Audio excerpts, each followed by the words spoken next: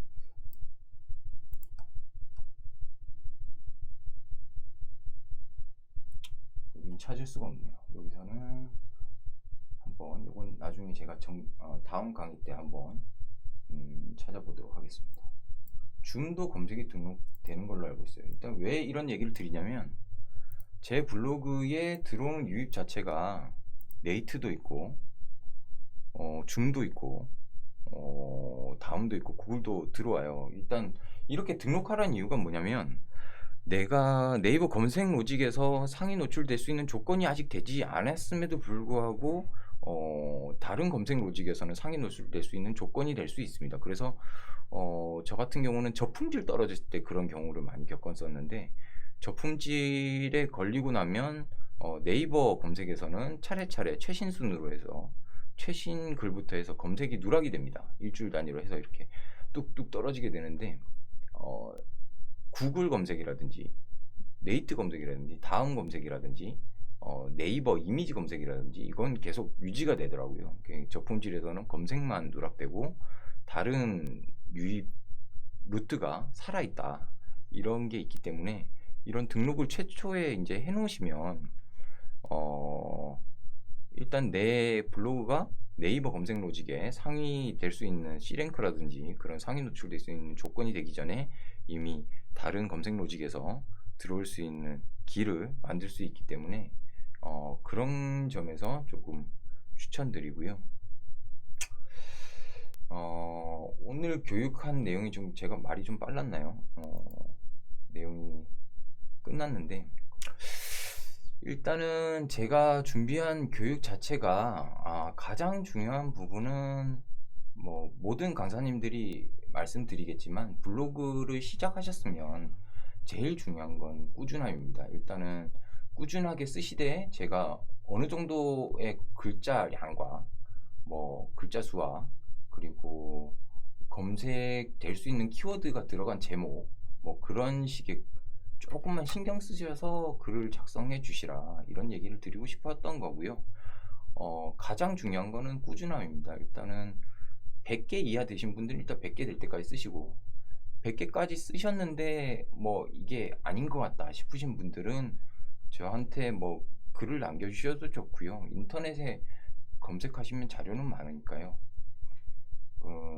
본인의 개선점이 필요하다고 생각하시는 분들도 뭐 여기 댓글창이나 아니면 저한테 뭐 쪽지나 이런 거 주시면 제가 좀 봐드리고 금방 뭐 저뿐만 아니라 좀 오래 하신 블로그 오래 하시는 분들은 평가하기 쉽습니다. 그런 분들은 글자를 조금 더 써보세요. 아니면 이미지를 넣어 보시겠습니까? 아니면 뭐 동영상을 넣어 보세요. 아니면 반복적인 글 쓰지 마세요. 뭐 부동산 글 올리시는데 뭐 어디 지역 부동산 몇 평 해가지고 똑같은 걸 계속해서 올리시는 부동산 사장님 계시는데 그런 경우에는 블로그가 의미가 없어지죠. 일단은 자기가 자기 글을 유사 문서로 만들어 올리기 때문에 아무튼 그런 부분에서는 조금 벗어날 수 있는 방법을 제가 쉽게 찾아낼 수 있기 때문에 좀 그런 부분이 있으시면 쪽지나 이런 거 주시면 제가 한번 봐드리고 조금 답변 드릴 수 있을 것 같습니다. 아무튼 좋은 강의였었으면 좋겠고요. 제가 조금 빨리 끝난 것 같은데 다음엔 더 좋은 정보를 가지고 강의를 준비해서 오도록 하겠습니다. 여기까지 블로그 속성 강의를 해드린 AMPN 글로벌의 관리실 너구리 한진호 과장이었습니다. 수고하셨습니다. 감사합니다.